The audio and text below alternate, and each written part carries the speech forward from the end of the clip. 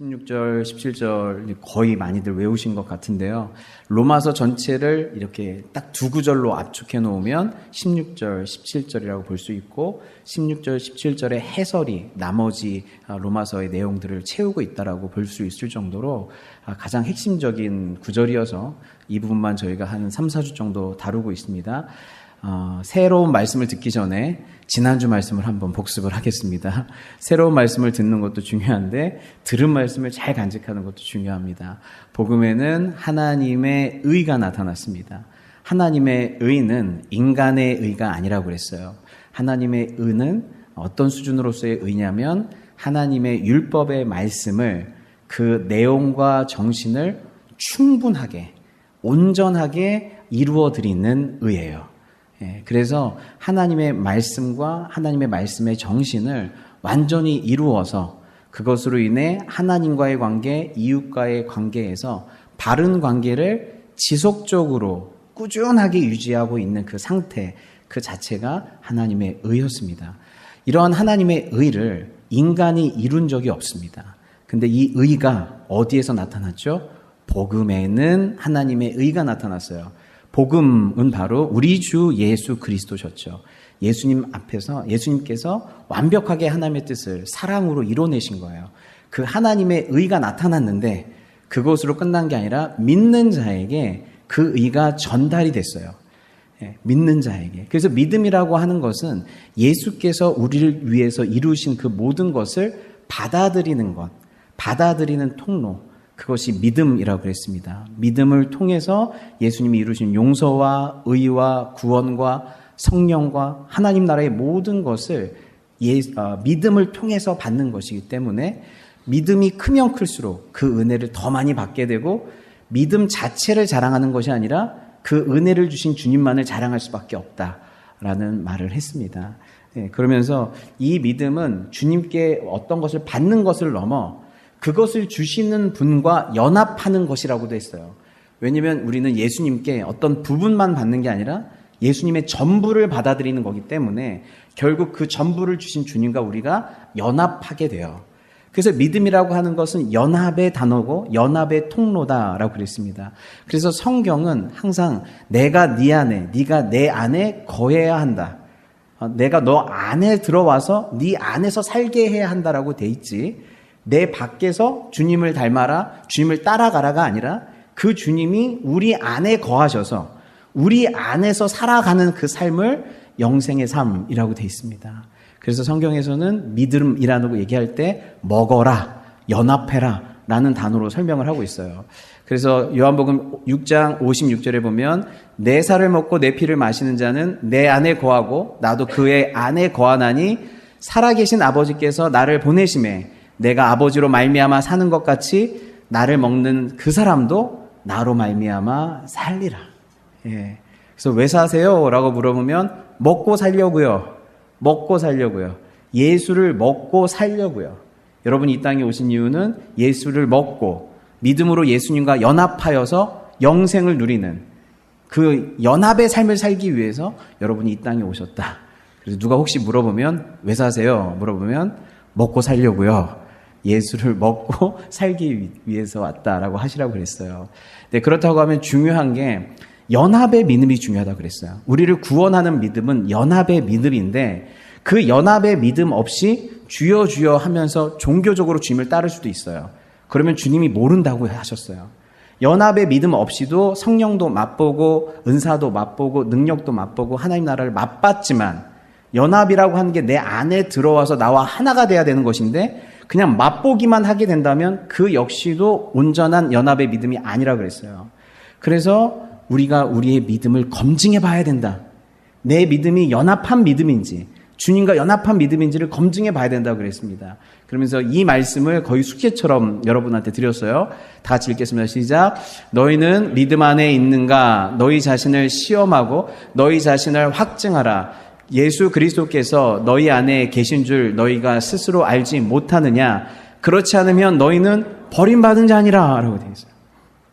예수님 믿으십니까? 아멘. 됐어요. 천국. 이렇게 끝날 수 없다는 거예요. 예수를 믿으십니까? 아멘. 진짜요? 그 믿음 진짜입니까? 그 믿음이 예수님과 연합한 믿음입니까? 라고 스스로 시험하고 그 시험을 스스로 통과하여 검증해 내려는 거예요. 내 믿음이 진짜인가? 연합한 믿음인가? 그래서 어떻게 한 주 동안 생각해 보셨나요? 근데 혹시 가짜로 판명되신 분은 엄지발가락만 드세요. 예, 예. 생각해 보니 나는 가짜 아닌가? 한 90% 정도 나는 그래도 진짜 같고 여러 가지 생각이 있을 거예요. 그 기준이 뭘까? 무엇을 보고 우리는 진짜인지 가짜인지를 확인해 볼 수 있을까? 그것들을 오늘 좀 도와드리는 말씀일 것 같아요. 우리가 연합한 믿음이라고 할 때 첫 번째로는 이 믿음이 진짜인가 아닌지는 우리의 내적 확신을 한번 돌아봐야 돼요. 내 믿음이 진짜인가 아닌가, 내가 진짜 믿음을 갖고 있는가 없는가는 실제로는 내가 제일 잘 알아요. 그렇기 때문에 내가 갖고 있는 어떤 내적 확신들을 한번 확인해 봐야 되는데 그 박영등 목사님이라고 하시는 목사님께서 그의 책 예수의 생명에서는 믿음이 연합이라고 하는 것들을 이렇게 표현을 해주셨는데 요한복음 1장 12절에 영접하는 자, 곧 그 이름을 믿는 자들에게는 하나님의 자녀가 되는 권세를 주셨으니 라는 말씀이 있죠. 여기 보면 그 이름을 믿으면 하나님의 자녀가 되는데 그 이름을 믿는 것이 뭐라고 되어 있어요? 영접하는 것. 그러니까 believe가 receive라는 거예요. 연합하는 믿음은 believe가 뭐라고요? receive예요. 예수님을 받아들이는 거예요. 근데 예수님을 받아들이는 건 받아들이는 건데 어떻게 받아들이냐면 예수님이 갖고 있는 어떤 부분만을 받아들이는 게 아니라 예수님을 전부로서 받아들이는 믿음. 그것이 영접하다예요. 그러니까 저는 예수님이 주시는 구원과 축복과 영생만 받아들이고 예수님이 주시는 십자가와 사명은 안 받아들일게요. 그게 아니에요. 예수님을 받아들인다고 하는 것은 예수 그리스도의 십자가와 예수님을 따르는 그 어떤 사명의 삶까지도 다 받아들이는 것이죠. 그래서 예수님과 관련된 그 모든 것을 받아들이는 것이기 때문에 연합으로까지 가는 거예요. 받아들임이 연합으로까지 가려면 그분과 관련된 그 모든 것과 내가 그분을 받아들여야 되는 것이죠. 그렇기 때문에 이 믿는다라고 하는 것은 받아들인다. 예수 그리스도를 받아들인다라고 하는 것입니다. 근데 그러면서 이 박영동 목사님이 두 가지 의미를 더 설명해 주셨는데 두 번째 이 영접하다라는 의미가 헬라어로는 람바노예요. 람바노인데 첫 번째 의미가 뭐냐면 꽉 움켜지다라는 뜻을 갖고 있어요. 영접하다가. 꽉 붙잡다, 꽉 움켜지다라는 말을 갖고 있어요. 그래서 구원을 위해서 예수 그리스도만을 꽉 움켜진 상태, 예수 그리스도만을 꽉 붙들고 있는 상태, 이것이 영접하다라는 거예요. 여러분 그 TV 같은 데 보면 어떤 위기에 처해 있는 어떤 사람이 혹시 하나님, 예수님, 부처님, 천지신명, 알라 다 부르는 거 봤죠? 한 번에 다 부르잖아요. 누구든지 한 명 걸리면 살아있으면 그분 좀 나 좀 도와달라고. 근데 우리가 예수님을 영접한다는 것은 나의 구원과 나의 어떤 믿음의 삶을 위해서 오직 예수님만을 꽉 붙든 상태. 그것이 바로 영접하다라는 뜻을 갖고 있습니다. 그러면서 이 람바노라는 단어가 마태복음에 이렇게 쓰이는데 예수께서 즉시 이르시되 안심하라 난이 두려워하지 말라. 베드로가 대답하여 이르되 주여 만일 주님이시거든 나를 명하사 물 위로 오라 하소서 하니 오라 하시니 베드로가 배에서 내려 물 위로 걸어서 예수께로 가되 바람을 보고 무서워 빠져가는지라 소리질러 이르되 주여 나를 구원하소서 하니 예수께서 즉시 손을 내밀어 그를 붙잡으시며 이르시되 믿음이 작은 자여 왜 의심하였느냐 하시고 배에 함께 오름에 바람이 그치는지라고 되어 있어요. 예수님께서 그 폭풍 가운데에서 바다 위를 걸어가신 거예요. 그걸 보고 나도 주님과 함께 걸어가고 싶다라는 마음을 가지고 주님 저를 오라 해주세요. 이거 대단한 믿음이죠. 뭔가 믿음으로 시작했어요. 주님이라면 나도 바다 위를 걷게 해줄 수 있을 것이다. 라는 믿음으로 시작했는데 뭘 보고 빠졌어요? 바람을 보고 빠졌어요. 바람은 보이지 않습니다. 여러분들 사실 대부분 보이지 않는 걸 실제처럼 느끼면서 빠지는 거예요. 보이지 않는 근심과 걱정을 실체로 느끼면서 빠져가는 거거든요. 그러면서 이 베드로가 바람을 보고 무서워서 빠져요. 그때 주님이 어떻게 해요? 예수께서 즉시 손을 내밀어 그를 붙잡으시며 그를 붙잡다 이게 람바노예요. 영접하다라는 단어로 쓰는 단어예요. 그를 붙잡으셔서 믿음이 작은 자요. 네가 큰 믿음으로 시작했지만 지금은 믿음이 확 쪼그라들었어요.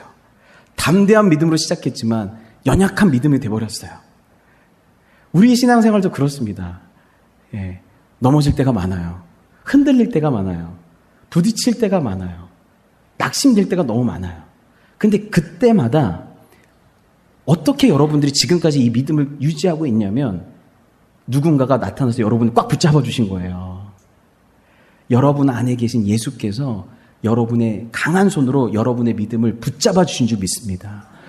그분의 붙잡아 주심으로 내 팔이 힘이 세갖고 주님을 꽉 붙잡고 있는 게 아니에요. 내가 열심히 수련하고 열심히 운동하고 영적 단련을 해서 그분을 꽉 붙잡아서 내가 끝까지 주님 붙잡아서 구원 이르렀습니다. 이걸 종교라 그래요. 그럼 뭐라고 해요? 그걸 네 팔뚝 굵다 이렇게 한 거죠. 예. 그래 네 팔뚝 굵다. 그러니까 뭐예요? 은혜로 구원받은 게 아니라 네 팔뚝 굵어갖고 구원받은 거예요. 근데 여러분 우리의 구원과 영접이란 건요. 내가 주님께 붙들림 받은 거예요. 주님의 강한 손과 신실한 사랑이 나를 꽉 붙드셔서 나는 중간에 힘이 빠진단 말이에요. 중간에 놀 때도 있단 말이에요. 근데 그 주님의 강력한 붙드심으로 인해서 어떻게 해요? 내가 그 죄의 바다에서, 폭풍의 바다에서 건짐을 받는 거예요. 건짐을 받아 바람이 그쳐서 땅 위로 올라가는 걸 하나님 나라 간다고 상징하고 있는 것이죠. 여러분, 그래서 우리는 내 팔뚝을 믿는 게 아니에요. 내 믿음을 믿는 게 아니에요. 기독교는 내 믿음을 믿는 게 아니에요. 이거 되게 중요한 말이에요. 내 믿음을 믿는 게 아니라 그분을 믿는 거예요. 예수님을 믿는 거예요. 예수님의 사랑과 신실함과 강한 능력을 믿는 거예요. 그래서 그분의 꽉 움켜 잡으심으로 말미암아 내가 구원받는 거구나. 예, 이게 믿음에서 믿음에 이르는, 내가 주님을 믿어드린 것 같지만 결국 주님의 붙잡아 주심으로 내가 구원받는 거구나 라는 걸 여러분은 살면서 경험하게 돼요. 여러분의 신앙생활은 항상 좋거나 이러지 않아요. 막 높낮이가 있어요. 그때마다 수없이 주님을 떠날 수밖에 없는 이유들이 많았지만 어떻게 내가 완전히 쓰러지지 않고 완전히 넘어지지 않고 완전히 바닥지지 않고 지금 왜 이 자리에서 주님을 바라보고 있지? 주님께서 붙들어 주셨기 때문에 그래요. 내 인생이 그분께 붙들려 있구나. 이런 느낌을 받고 있는 분들 있죠. 그걸 내적 확신이라 그래요. 그분이 내 안에 사셔서 내가 그분께 붙들려 있구나. 두 번째는 이 영접하다라는 단어가 착상하다라는 단어랑 똑같아요. 그래서 이 어떤 의미냐면 이 여성의 난자에 남성의 정자가 들어와서 어떻게 해요? 그 정자가 난자 안으로 들어와서 난자 안에서 착상된다 그러죠. 착상되어서 하나가 된 상태, 그것을 영접하다라고도 표현을 하는 거예요. 영접하다의 의미는. 그러니까 영접하다는 건 꽉 붙드는 걸 넘어서 하나가 되는, 착상이 되는. 그래서 그분이 내 안에 들어와서 내 안에 거하시는 그 상태를 영접하다라고 되어 있는 것이죠. 요한복음 20장 20절에 보면 예수께서 또 이르시되 너희에게 평강이 있을지어다. 아버지께서 나를 보내신 것 같이 나도 너희를 보내노라. 이 말씀을 하시고 그들을 향하여 숨을 내쉬며 이르시되 성령을 받으라. 여기서 성령을 받으라 라는 단어에서 받아라, 이게 람바노예요. 성령을 영접하라 이런 뜻이에요. 성령을 영접하라. 그럼 뭐예요? 그 성령께서 여러 번 안에 들어오셔서 어떻게 해요? 그분이 내 안에 착상되는 거예요. 내 안에 완전히 거하시는 거예요. 구약 시대에는 성령께서 역사하셨는데 왔다 가셨어요. 어떤 특별한 사역에 의해서 왔다 가셨어요. 그 위에서만 잠시 머무르시다가 다시 가셨어요. 그런데 신약 시대에는 예수께서 십자가와 부활의 사건을 이루시고 난 다음에 우리를 성전 삼으실 수 있게 됐어요. 그래서 성령께서 우리 안에 성령을 받으신 분들, 예수님을 영접하신 분들이 성령을 받고 성령이 없어지시는 게 아니라 우리 안에 성령이 거하시는 줄 믿습니다. 지금도 성령이 거하셔서 우리 안에 계시는 거예요. 나는 성령님을 무시할 때도 있고 의식하지 않을 때도 있고 의지하지 않을 때도 있는데, 그래서 심지어 성령이 소멸된 것 같은 그런 느낌을 받은 적이 있지만 내 안에서 의심할 수 없는 한 가지는 그분이 내 안에 거하신다는 사실이에요. 그분이 탄식하기도 하시고 책망하기도 하시고 나로 말미암아 기뻐하기도 하시고 인도하기도 하시고 능력을 주시기도 하시고 힘을 주시기도 하시는데 이것이 내 안에 그러한 능력이 있다라는 거예요. 주님이 내 안에 거하시는구나. 내가 너를 결코 버리지 아니하고 결코 떠나지 아니하리라. 여기에 우리의 내적 확신이 있어요. 내가 누군가에게 붙들림을 당하고 있다. 그리고 그분이 내 안에 지금 거하셔서 함께 기뻐하고 슬퍼하고 하면서 나와 함께 살고 있는 그 성령의 임재, 내주를 여러분들이 느끼고 있다면 그것이 내가 구원받는 믿음을 갖고 있는 가장 큰 증거 중에 하나인 줄 믿습니다. 그리고 또 한 가지는 내가 믿음의 삶을 살고 있는지를 돌아보셔야 돼요. 믿음이 연합이라고 그랬죠. 연합을 제일 설명하는 것 중에 하나가 결혼인데, 여러분, 우리는 결혼식을 위해서 결혼하지 않아요. 결혼식을 위해서 결혼하지 않아요. 그래서 결혼 딱 하자마자 이렇게 안녕 인사하고 다시 자기 집으로 돌아가서 생활을 하면 그건 결혼식이 아니에요. 결혼식은 결혼 생활을 위해서 있는 거예요. 믿음의 연합은 믿음으로 연합했다고 하면 그 다음 중요한 게 뭐예요? 연합한 삶이 중요한 거예요. 결혼식 자체가 중요한 게 아니라 결혼 생활이 중요한 것처럼 믿음 자체가 중요한 게 아니라 믿음으로 살아가는 삶이 중요한 거예요. 그래서 믿음으로 연합된 삶을 살아가는 걸 보면 이분들은 결혼한 게 맞구나. 근데 이분들이 결혼했다고 하는데 따로따로 살고 상관없이 살게 되면 말만 결혼했구나 이렇게 되는 거예요. 그래서 내가 주님과 연합됐다라고 하는 것을 어떻게 확인해 보냐면 주님과의 연합의 관계 가운데 살아가고 있는가, 주님과의 연합의 관계 가운데 살아가고 있는가를 확인해 볼 때 내가 주님과 연합했구나라는 걸 알 수가 있습니다. 그렇다고 하면 예수님과의 연합의 관계는 어떤 모습일까요? 첫 번째 알아야 될 거는 연합이 혼합과 다르다는 거예요. 연합은 혼합과 달라요. 제가 예전에 한번 말씀드린 것 같은데 인도로 선교여행 간 적이 있어요. 청년 때. 근데 제가 너무 놀란 건 인도의 성당에 많이 갔었는데 그 성당 꼭대기에 십자가가 있는데 그 십자가를 뱀이 이렇게 감고 있어요.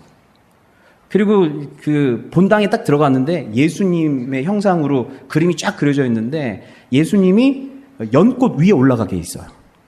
그래서 이게 도대체 누구를 믿는 건지 제가 너무 헷갈렸던 거예요. 그러니까 그만큼 어떻게 해요? 타 종교와 토착 종교와 이 카톨릭이 어떻게 된 거예요? 혼합된 거예요. 혼합이 된 거예요.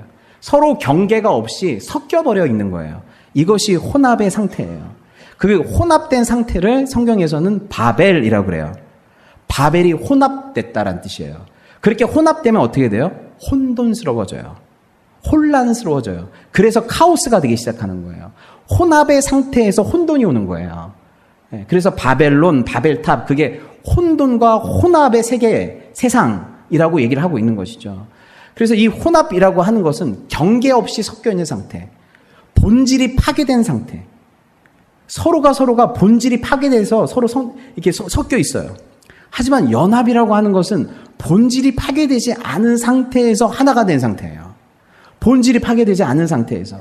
그래서 여기 보시면 요한복음 보면 17장에 내가 비옵는 것은 이 사람들만 위함이 아니요 또 그들의 말로 말미암아 나를 믿는 사람들도 위함이니 아버지여 아버지께서 내 안에 내가 아버지 안에 있는 것 같이 그들도 다 하나가 되어 우리 안에 있게 하사 세상으로 아버지께서 나를 보내신 것을 믿게 하옵소서. 이게 연합이 무엇인지를 굉장히 잘 보여주는 구절이에요. 우리가 다 우리 안에 있게 하는 거예요. 근데 주님 안에 있을 때 아버지도 아버지로 있고요. 아들도 아들로 있고요. 우리도 그들로 이렇게 있어요. 서로의 존재가 파괴되거나 서로의 존재의 경계가 없어지거나 섞여져 버리는 게 아니에요. 나는 나대로 있어요. 주님은 주님대로 계세요. 하나님은 하나님대로 계세요. 근데 이게 어떻게 연합되어 있는 거예요? 인격적으로 연합되어 있는 거예요. 주님의 생각이 우리의 생각이 되는 거예요. 주님의 마음이 우리의 마음으로 동의가 되고 주님의 마음이 우리의 마음으로 감동이 돼요. 주님의 의지가 우리의 의지가 되는 거예요. 내가 없어져서 하나가 되는 것이 아니라 억압해서 하나가 되는 것이 아니라 파괴해서 하나가 되는 것이 아니라 당신을 신뢰해서 당신을 믿어서 당신께 소망을 두어서 인격적으로 내 생각과 마음과 의지가 하나 된 상태, 그것이 인격적 연합인 줄 믿습니다. 연합은 그런 거예요. 그것이 그러니까 내 인격이 파괴되면 연합이 될 수가 없어요. 연합이 될 수가 없어요. 그러면서 그런 것 속에서 제일 중요한 것 중에 하나는 연합의 관계에는 질서가 있다는 거예요. 질서가 없으면 바로 혼돈으로 들어가요. 우리 주님은 질서의 하나님이세요. 주님과 연합되어 있는데 그냥 동등하게 연합되어 있는 것처럼 보이지만 질서 가운데 연합이 되어 있어요. 즉 예수님과의 연합은 예수님을 머리로, 주인으로, 중심으로 하는 연합이에요. 예수님을 머리로, 중심으로, 주인으로 하여서 하는 연합. 그래서 그 연합 안에 질서가 있는 연합. 그것이 예수님과의 연합이에요. 그래서 말씀 보시면 에베소서 1장 20절에 또 만물을 그의 발 아래 복종하게 하시고 그를 만물 위에 교회의 머리로 삼으셨느니라. 교회는 그의 몸이니 만물 안에서 만물을 충만하게 하시는 이의 충만함이니라. 저희가 지난 토요일에 충만 찬양도 불렀는데 너무 좋았잖아요. 이 말씀 좀 너무 좋은 것 같아요. 예. 그래서 제가 혼자 막 감격하고 그러면 여러분 아멘할 준비를 좀 하셔야 돼요. 왜냐면 혼자만 또 감격해서 난리치면 이게 무한해지거든요, 이게. 예. 왜냐면 보세요. 만물을 그 발 아래 복종하게 하셨대요. 그러면 예수님이 그냥 우뚝 쓰면 돼, 그냥. 예수님이 우뚝 써서 그 예수님의 어떤 주권적 능력과 사랑의 순종으로 만물 위에 쓰셨어요, 이분이. 그럼 만물을 다스리면 돼, 그냥. 근데 그분이 뭐가 되기로 하신 거예요? 머리가 되기로 하신 거예요. 여러분 아세요? 머리만 둥둥둥 떠다니는 거 보셨어요? 그럼 이거 이상한 거죠? 그건 온전치 않다고 그런 거예요. 머리만 둥둥 떠다니는 존재는 온전한 존재가 아니에요. 주님은 뭐예요? 몸과 연합된 거예요. 우리가 사실 몸이 필요 없으신 분인데 내가 너와 연합함으로 온전해지기를 결정하신 거예요. 너 없이는 내가 온전하지 않기를 결정하시는 거예요. 너 없이는 내가 온전한 존재로서 서지 않기를 결정하신 거예요. 그래서 우리를 몸으로 삼으셔서 우리 몸의 머리가 되셨어요. 그렇다면 뭐냐면 만물을 이제 어떻게 다스려요? 머리와 몸이 함께 다스리는 거예요.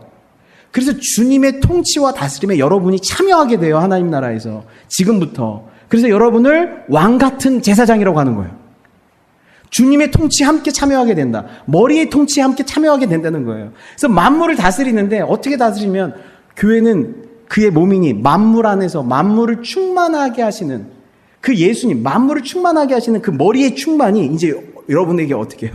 여러분에게 먼저, 그 몸에 먼저 임하게 된다는 거예요. 그래서 여러분이 머리와 온전히 연결되어 있으면 그 충만함을 받아서 여러분이 다스리는 이 만물을 충만하게 하는 사역에 참여하게 된다는 거예요. 예전에는 내가 손만 대면 다 뭐가 죽거나 망가지거나 결핍이 일어났는데 이젠 여러분이 손만 대면 만물을 충만하게 하는, 온전하게 하는, 아름답게 하는 그런 사역에 여러분을 부르셨다는 거예요. 이게 나 너무 이렇게 가슴이 떨리고 너무 감사한 거예요. 그분의 충만함으로 내가 충만해서 나로 말미암아 내 주변의 사람들이 충만할 수만 있다면 이게 얼마나 아름다운 일인가. 근데 항상 문제는 뭐예요? 여러분이 머리 되려고 하는 게 문제인 거예요. 주님이 머리시고 주인이시고 중심인데 내가 스스로 머리 되려고 하는 것이 가장 큰 문제예요. 그렇게 되면 만물의 충만함에서 여러분이 끊겨요. 머리로부터 단절되기 시작하는 거예요. 그래서 옛 자아라고 하는 것, 우리가 십자가에서 못 박은 옛 자아, 에고라고 하는 건 내가 중심, 주인, 그리고 하나님 되려고 하는 경향성이에요. 그래서 내가 십자가에 못 박혀 죽으려고 하는 뭘 못 박는 거예요? 나의 옛 자아. 예수님 만나기 전에 주인 노릇했던, 내가 하나님 되고 싶었던, 주인 노릇하려고 했던 그 옛 자아와 예수님이 함께 있을 수가 없어요. 옛 자아도 좋고 예수님도 좋고 이런 건 없어요. 옛 자아도 살고 예수님도 살고 이런 건 없어요. 물과 기름처럼 섞일 수가 없어요. 그러니 내 옛 자아를 십자가에 못 박고 예수님께서 사십시오 라고 말씀을 드리는 거죠. 그러면서 내가 그리스도와 함께 십자가에 못 박혔나니 이제는 그런즉 내가 사는 것이 아니요 오직 내 안에 그리스도께서 어떻게 살아요? 주인으로, 중심으로, 왕으로 사는 것이라. 이렇게 고백이 되셔야 돼요. 그냥 내 옆방에 사시는 게 아니에요. 주님께서 내 인생의 주인으로, 중심으로, 머리로 사셔야 되는 거예요. 이제 내가 육체 가운데 사는 것은 나를 사랑하사 나를 위하여 자기 자신을 버리신 하나님의 아들을 믿는 그분과 연합된 믿음 안에서 사는 것이라. 아멘. 그래서 예수님과의 첫 번째 연합은 머리로서의 연합이에요. 머리와 몸으로서의 연합. 두 번째 연합은 무엇이냐면 그 연합의 관계를 가장 잘 얘기하는 것 중에 하나가 남편과 아내 비유, 결혼의 비유인데 예배소서 말씀 보겠습니다. 5장 31절에 그러므로 사람이 부모를 떠나 그의 아내와 합하여 그 둘이 한 육체가 될지니 이 비밀이 크도다. 나는 그리스도와 교회에 대해 말하노라. 그러나 너희도 각각 자기의 아내 사랑하기를 자신같이 하고 아내도 자기 남편을 존경하라라고 되어 있습니다. 이렇게 남편과 아내의 가장 아름다운 연합의 관계를 보면서 주님께서는 이 메타포는 그리스도와 교회에 대한 메타포다. 그리스도가 너희들을, 교회를, 하나님의 백성을 어떻게 사랑하는지 보여주는 게 연합한 아내와 남편의 관계다라고 얘기를 하고 있습니다. 이 관계에서 굉장히 중요한 건 28절, 29절인데 다 같이 읽겠습니다. 시작. 이와 같이 남편들도 자기 아내 사랑하기를 자기 자신과 같이 할지니 자기 아내를 사랑하는 자는 자기를 사랑하는 것이라. 누구든지 언제나 자기 육체를 미워하지 않고 오직 양육하여 보호하기를 그리스도께서 교회에게 함과 같이 하나니라고 되어 있어요. 여기 보면 남편들도 자기 아내 사랑하기를 자기 자신과 같이 할지니 자기 아내를 사랑하는 자는 자기를 사랑하는 거래요. 이게 연합의 관계를 보여주는 가장 아름다운 문구 중에 하나예요. 나와, 아시죠? 님이라는 글자에 점 하나만 찍으면 남이 되는 거. 그렇죠? 예, 예. 우리 원래 다 남남이잖아요. 예, 근데 그거, 예, 자기를, 그거 하나를 부인하고, 예, 님이 되기로 서로 결정을 했잖아요. 그죠? 서로 우리가 남남이란 말이에요. 근데 남남이 결혼이라는 관계를 통해서 처음으로 연합 관계 안으로 들어온 거예요. 근데 이 연합 관계라는 건 뭐냐면, 당신을 사랑하는 게 나를 사랑하는 게 되는 거예요. 세상에는 이런 게 없어요. 얘가 잘 되면 내가 못 되는 거예요. 얘가 붙으면 내가 떨어지는 거예요. 얘가 칭찬 들으면 나는 비교 대상이 되는 거예요. 그런데 연합의 관계는 너를 사랑하는 게 나를 사랑하는 게 되는 거예요. 네가 아름다워지는 게 내가 아름다워지는 거고, 네가 행복해지는 게 내 행복이고, 당신의 꿈을 이루는 것이 나의 꿈을 이루는 것이 되는 거예요. 이게 교회와 나와의 관계다라고 주님이 말씀하세요. 그리고 연합의 관계라는 건 그런 관계다라고 얘기를 하시는 거예요. 저는 이게 너무 이게 또 제가 시동을 걸고 있어요. 혼자 감동받을. 이게 왜 너무 이게 감격인 거냐면 예수님이 나를 사랑하시는 게 저는 그렇게 생각했어요. 참 힘드시겠다. 예수님이 날 사랑한다는 건 참 힘드시겠다. 예, 반응도 안 하고 모른 채도 많이 하고 100번 사랑한다고 해야 한 번 알아들을까 말까 하고 예수님이 나를 사랑하는 게 얼마나 고통일까 이런 생각을 했거든요. 근데 이 말씀을 묵상하면 묵상할수록 주님이 저한테 이렇게 얘기하는 것 같은 거예요. 채영아, 내가 너를 사랑하는 게 내가 나를 사랑하는 거다. 이렇게 얘기하는 것 같아요. 내가 너를 사랑하는 게 고통이 고통이 왜 없겠어요? 하지만 내가 너를 사랑하는 게 나를 사랑하는 거다. 너를 돌보는 게 나를 돌보는 거다. 여러분, 하나님은 자기 자신을 사랑할까요? 안 할까요? 미워할까요? 하나님은요, 하나님 자신을 얼마나 사랑하는지 몰라요. 그래서 삼위일체 하나님 아들을 얼마나 사랑하는지 모르고 아들이 아버지를 얼마나 사랑하는지 몰라요. 하나님은 하나님 자신을 사랑하시는 분이에요. 근데 주님이 나랑 하나 되기로 결정하셔서 내가 너를 사랑하는 게 나를 사랑하는 거다. 그리고 네가 너를 사랑하는 것도 나를 사랑하는 거다. 여러분 자신을 돌보는 게, 여러분 자신을 사랑하는 게 주님을 사랑하는 것과 분리된 게 아니라요. 너와 나와 연합의 관계가 있기 때문에 여러분이 여러분 자신을, 물론 옛자아는 죽어야겠죠. 물론 내가 중심적으로 하는 하나님을 거부하는 그건 죽어야겠지만 새로운 피조물로서 형성된 새로운 자아, 새 본성으로서의 여러분은 여러분 자신을 사랑하는 것이 예수님을 사랑하는 거가 되는 거예요. 예. 나는 예수님 정말 사랑하는데 난 나 자신 너무 싫어. 나 너무 미워. 난 자신을 혐오해. 그러면 안 돼요. 주님을 사랑하면 사랑할수록 여러분이 사랑스러워지셔야 돼요. 주님을 사랑하는 게 나를 사랑하는 거고 나를 사랑하는 게 주님을 사랑하는 거기 때문에 그래요. 그래서 버나드라고 하는 그 성자가 무슨 얘기를 했냐면 사랑의 단계를 얘기했는데 나중에 말씀드릴게요. 최고조의 사랑이 뭔지 아세요? 주님을 사랑해서 여러분 자신을 사랑하는 단계예요. 내가 주님을 너무 사랑하기 때문에 나를 사랑하는 거예요. 그게 최고조의 사랑이에요. 너 자신을 사랑하는 것이, 나를 사랑하는 것이 주님을 사랑하는 것이구나. 우리는 예수님 안에서 서로 다 같이 연결되어 있죠. 교회는 처음으로 이런 경험을 해봐야 되는 거예요. 너를 사랑하는 게 나를 사랑하는 것이라는 경험을. 너를 돌봐주는 게 내가 힘들지만 희생해서 내가 너보다 나으니까, 내가 너보다 믿음이 좋으니까, 내가 너보다 탁월하니까 너를 돕는 게 아니라 당신을 사랑하는 것과 나를 사랑하는 것이 분리되어 있는 게 아닙니다. 당신을 섬기는 것과 나를 섬기는 게 분리되는 게 아닙니다. 연합의 관계이기 때문에 당신이 성장해야 내가 성장하고, 당신이 예수님 잘 믿어야 내 믿음이 성장하고, 당신이 예수님 안에서 탁월해져야 내가 탁월해지고, 당신이 예수님 앞에서 주님 닮아가야 내가 주님 닮아갈 수 있습니다. 나와 당신은 분리되어 있는 존재가 아닙니다라고 경험하는 것이 진정한 공동체성인 줄 믿습니다. 예, 그렇게 가는 거예요. 그러면서 뭐라고 얘기하시냐면, 남편들아, 아내 사랑하기를 그리스도께서 교회를 사랑하시고 그 교회를 위하여 자신을 주심같이 해라. 연합의 관계에서 중요한 건 주는 사랑을 하라는 거예요. 예, 연합하지 않는다면요, 주는 사랑이 아니라 계산적인 사랑을 해야 돼요. 여러분 아시죠? 사랑이 막 너무 뜨겁게 사랑했다가 다 줘도 아깝지 않겠다 그러다가 사랑이 식으면 어떻게 헤어져요? 내가 준 거 다 내놓고 가. 예, 너 내가 그때 얼마짜리 설문해줬는데 넌 얼마짜리 했더라? 진짜 그럴 수가 있어? 너무 사람이 계산적이 되는 거예요. 딱 분리됐다는 증거예요. 연합하게 되면요, 너한테 주는 게 나한테 주는 거가 되기 때문에, 저는 정말 그 여성들을 보면 참 놀라운 게 뭐냐면요, 아이를 얼마나 힘들게 낳는지 몰라요. 그래서 얼마나 힘들었게 자기가 아이를 낳았다고 나한테 얼마나 얘기를 많이 하는지 몰라요, 서로가 만날 때마다.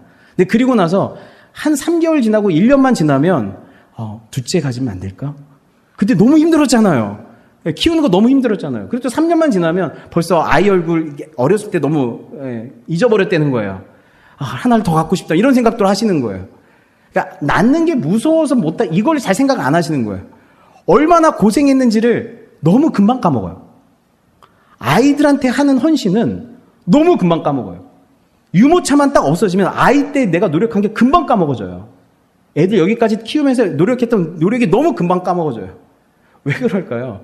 그들의 사랑은 주는 사랑이기 때문에 그래요. 내가 아무리 퍼줬어도 그것 때문에 네가 잘 산다면, 그것 때문에 네가 잘 큰다면, 그것 때문에 네가 잘 성숙해 간다면, 그렇게 네가 잘됨이 나의 잘됨으로 보상이 되는 거예요. 너의 행복이 나의 행복으로 보상이 되는 거예요. 그래서 금방 까먹는 줄 그렇게 까먹어요. 그래서 연합의 관계라고 하는 것은 주고도 까먹고 계산하지 않고 주는 것이 받는 것보다 복되다라고 하는 사랑인 줄 믿습니다.